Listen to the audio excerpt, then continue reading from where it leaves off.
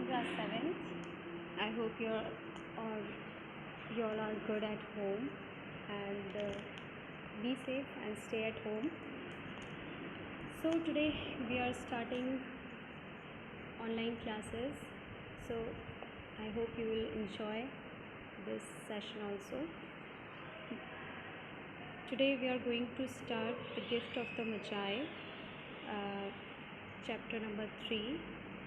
Chapter from your English textbook, English literature book. We are going to read the chapter The Gift of the Magi, in which first of all, you know what is the gift. First of all, you have to open page number 40, and सबसे पहले I want to ask you some questions actually. What is the most precious gift that you have received in the past? क्या कोई ऐसा precious gift है जो बहुत ही कीमती है, जो आपको past में किसी ने दिया है आपको या मिला है, तो ऐसा कोई, या फिर imagine it is your parents 25th marriage anniversary. आप imagine कीजिए, आप कल्पना कीजिए कि आपके पेरेंट्स की 25th मैरिज एनिवर्सरी है, ग्रैंड पेरेंट्स की 50th मैरिज एनिवर्सरी है, और आपने कुछ पॉकेट मनी अपने पिगी बैंक में बचा के रखी हुई है, और तो आप क्या सोचते हो कि आप उनके लिए क्या गिफ्ट ले सकते हो? क्या आप ऐसा सोचते हो कि हमें उनके लिए कुछ गिफ्ट लेना चाहिए, जो भी हमारे पास पैसे हैं उनसे? और कोई भी ऐसी चीज़ें जो आपको क्रिसमस से एसोसिएट मतलब जोड़ती हैं, तो वो चीज़ें मुझे बताइए, वो कौन कौन सी हैं। तो आज हम इसी चैप्टर के बारे में पढ़ेंगे, जिसका नाम है द गिफ्ट ऑफ द मजाई।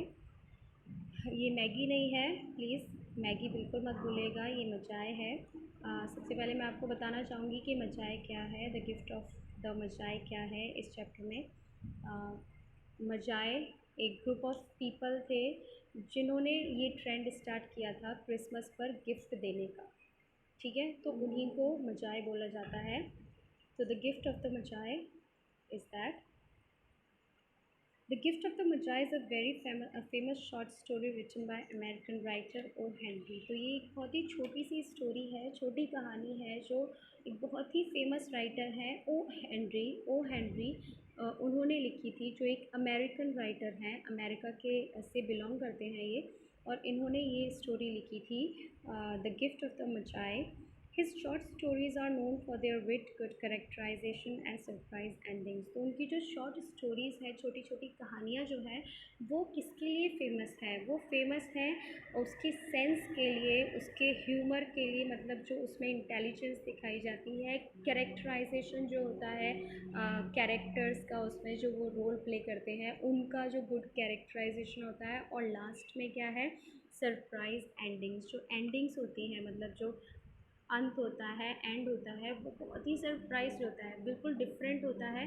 तो इसलिए ओ हेनरी जाने जाते हैं उनकी सरप्राइज एंडिंग्स, उनके सेंस के लिए, विट के लिए, और उनकी गुड कैरेक्टराइजेशन के लिए, ठीक है।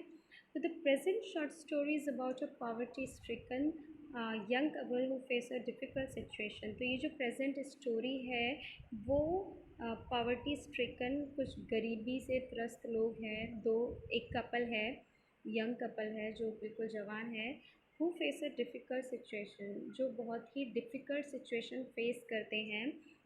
उनके सामने एक बहुत ही डिफ़िकल्ट सिचुएशन आती है, बहुत कठिन परिस्थिति आती है। क्या आती है? When they secretly buy gifts, जब वो सीक्रेटली मतलब एक दूसरे को नहीं बताते हैं और एक दूसरे के लिए गिफ्ट्स खरीद लेते हैं, ठीक है।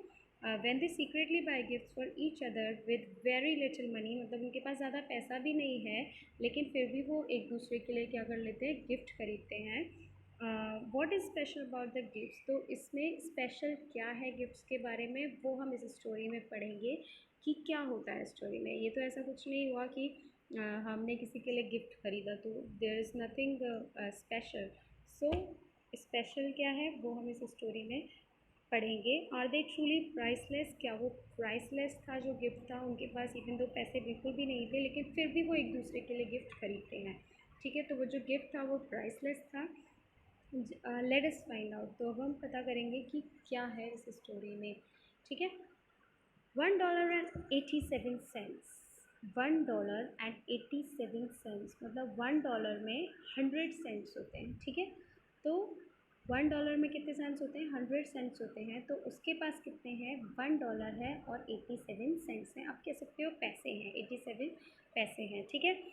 दैट वॉज ऑल, बस इतना ही है उसके पास। And 60 cents of it was in pennies, और 60 सेंट्स है वो बिल्कुल सिक्कों में है, ठीक है। Penny saved 1 and 2 at a time by bulldozing the grocer. तो वो उसमें जो पेनीज़ हैं, छोटे छोटे सिक्के जो हैं, वो उसने कैसे इकट्ठे किए हैं? छोटे छोटे सिक्के जो हैं वो किस तरीके से इकट्ठे किए हैं?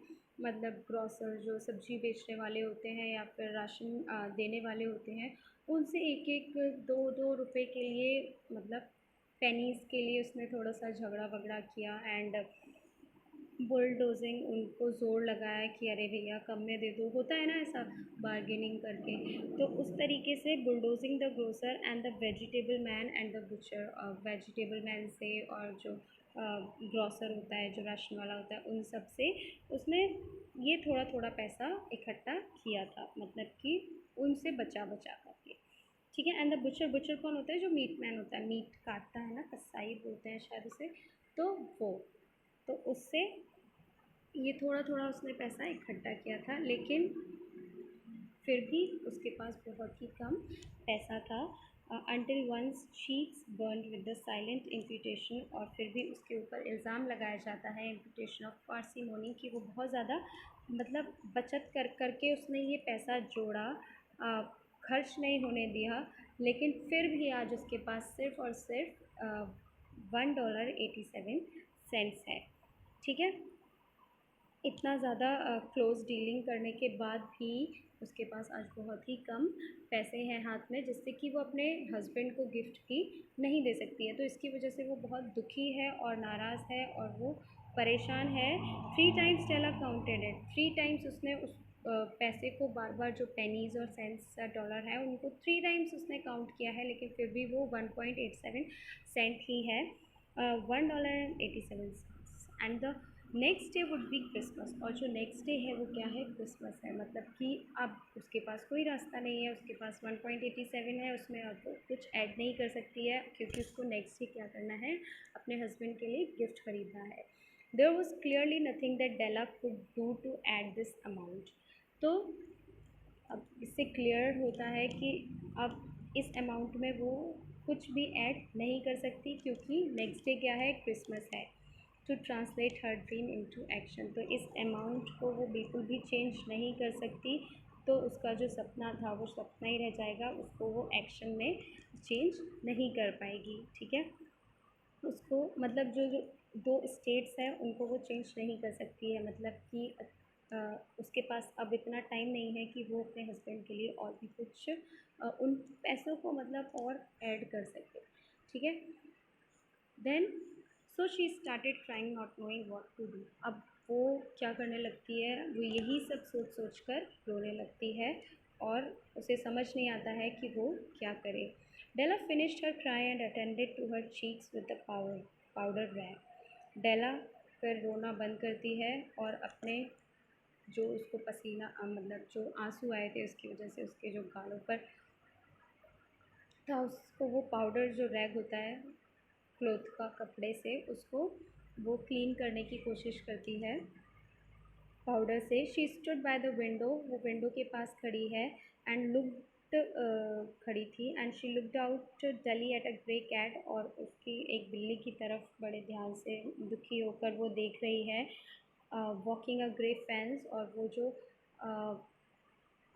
कैट है वो उस ग्रे फेंस, फेंस जो होती है बाउंड्री जो होती है गार्डन की, जो फेंस होती है लकड़ी से बनी हुई या फिर दीवार वैसे भी हो सकती है, ब्रिक्स की बनी हुई, तो उस पर एक बिल्ली वॉक कर रही होती है, तो वो उसको देख रही होती है इन अ ग्रे बैकयार्ड, मतलब उनके पीछे, मतलब घर के पीछे जो फेंस होती है उसको वो देख रही होती है। Tomorrow would be Christmas day, और वो सोच रही होती है कि कल क्रिसमस डे है। एंड शी हैड ओनली, और उसके पास सिर्फ $1.87 है, with which to buy Jim a present, जिससे वो जिम के लिए प्रेजेंट खरीद सकती है। She had been saving every penny she could for months, तो उसने हर एक प्रयास किया जिससे कि वो एक एक पेनी एक एक पैसा जोड़ सके इस महीने के लिए, मतलब कि दिसंबर मंथ मीन्स क्रिसमस के लिए विद दिस रिज़ल्ट, और फिर भी उसका कोई नतीजा नहीं निकला। उसके पास सिर्फ और सिर्फ 1.87 सेंट्स ही हैं। $20 a week doesn't go far. Expenses had been greater than she had calculated. तो $20 एक हफ्ते में वो कहीं नहीं है। एक्सपेंसेस जो हैं उसके वो ज़्यादा हैं जितने भी वो कैलकुलेट करती है, मतलब जो भी उनके खर्चे हैं वो बहुत ज़्यादा हैं। जितना भी वो गिनती है दे ऑलवेज़ आर, और वो हमेशा जो खर्चे हैं वो ज़्यादा ही रहेंगे, वो कभी भी कम नहीं होंगे। शी हैड, लेकिन उसे पता है कि उसके पास जिम को प्रेजेंट देने के लिए सिर्फ और सिर्फ $1.87 ही है। Her Jim many a happy hour she had spend planning for something nice for him. तो उसने हमेशा जिम के लिए कोई ना कोई अ, कुछ ना कुछ प्लान किया, उसको अच्छा गिफ्ट देने के लिए, कुछ अच्छा हमेशा देने के लिए, और हमेशा वो इसी में अपना टाइम वेस्ट करती रही, स्पेंट प्लानिंग फॉर समथिंग। तो इसी में अपना उसने टाइम वेस्ट किया उसके लिए कुछ अच्छा गिफ्ट देने में। लेकिन something fine and rare and sterling, उसने हमेशा से सोचा था कि वो उसको कुछ ऐसा गिफ्ट देगी जो बहुत ही अच्छा होगा, बहुत ही अलग होगा, और वो रियल होगा, मतलब ऐसी कोई नकली चीज़ नहीं दे देगी, जेन्युइन होगा, जो वास्तविक स्टर्लिंग होगा, मतलब अच्छा होना चाहिए। Something little bit near to being worthy of the honour of being owned by Jim. तो उसे ऐसा लगता था कि वो बहुत अच्छा होना चाहिए, जिससे कि जो जिम है उसका ऑनर और बढ़ जाए। ठीक है। जो जिम जब उसको पहने, ले अपने पास, या जो भी चीज़ वो देगी उस चीज़ को जब भी वो अपने पास रखे, तो उससे उसका ऑनर, उसका जो ऑनर है वो बहुत ज़्यादा बढ़ जाएगा। ठीक है। Suddenly an idea struck her mind. तो सडनली क्या हुआ, उसके दिमाग में एक आइडिया आया, उसको स्ट्रक किया एकदम से। हर आइज़ वर शाइनिंग ब्रिलियंटली। वो उसकी जो आंखें थी वो अचानक से एकदम चमक उठी। उसे लगा कि पता नहीं उसे क्या मिल गया।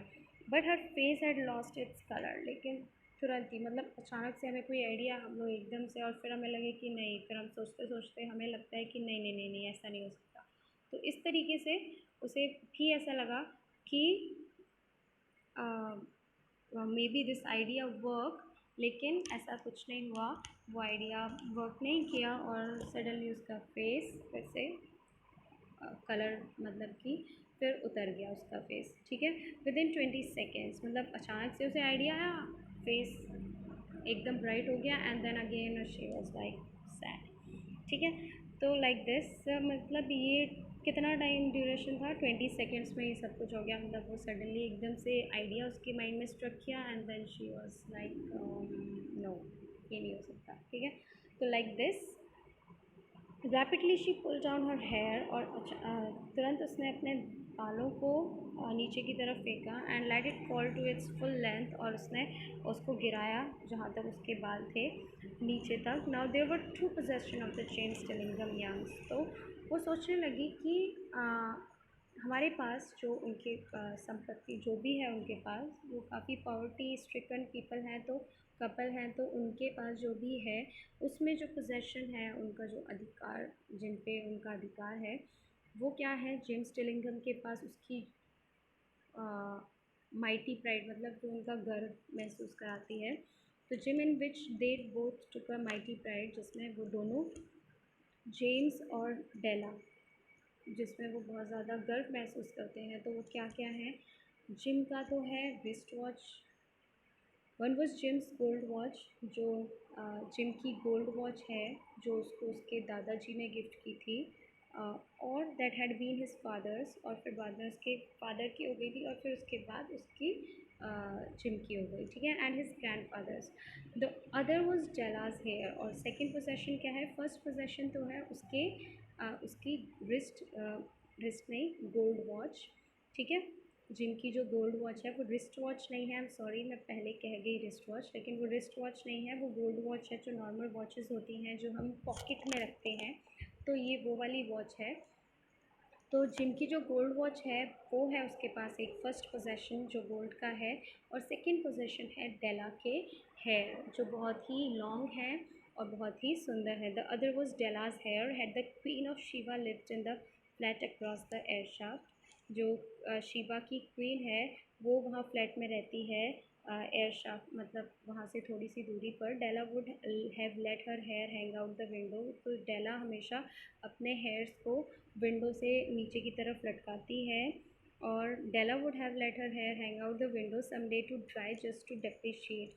तो सुखाने के लिए वो अपने बालों को इस तरीके से विंडो में से मतलब किसी को भी आसानी से दिख सकता है तो उनको वो लटकाती है सुखाने के लिए। To depreciate her majesty's jewel.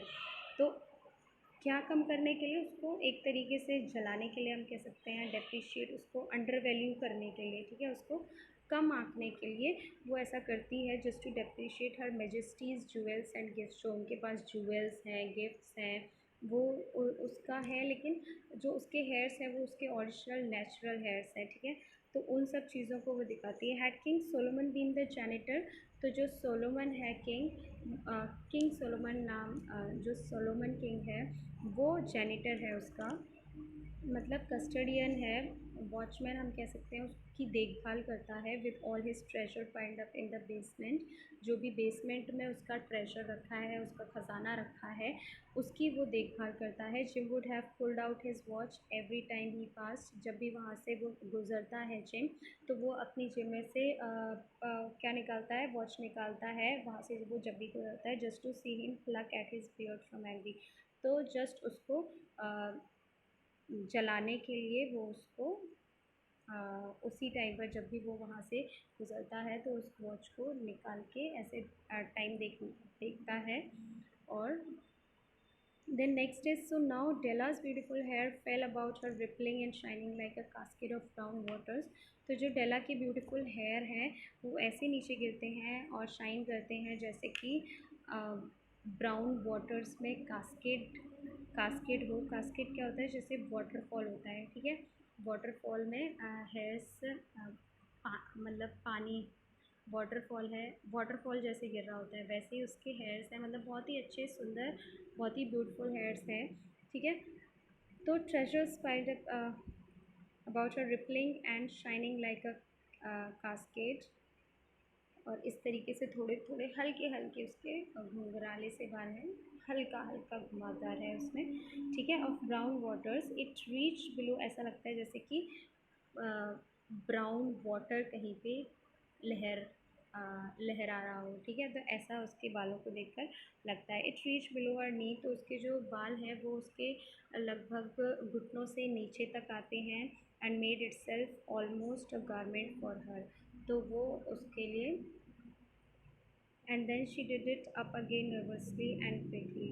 और फिर मतलब उसके जो कपड़े हैं उसके नीचे तक भी, और फिर उसने जल्दी जल्दी क्या किया, कपड़े पहने और वो निकल गई नर्वसली क्विकली। तो ये आपका आज का चैप्टर था। मैं आज इतना ही पढ़ाऊँगी, द गिफ्ट ऑफ द मचाए। अब हम ये कल स्टोरी कंटिन्यू करेंगे।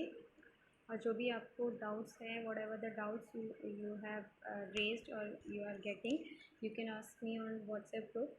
सो I will give the answers in tomorrow's video. Thank you.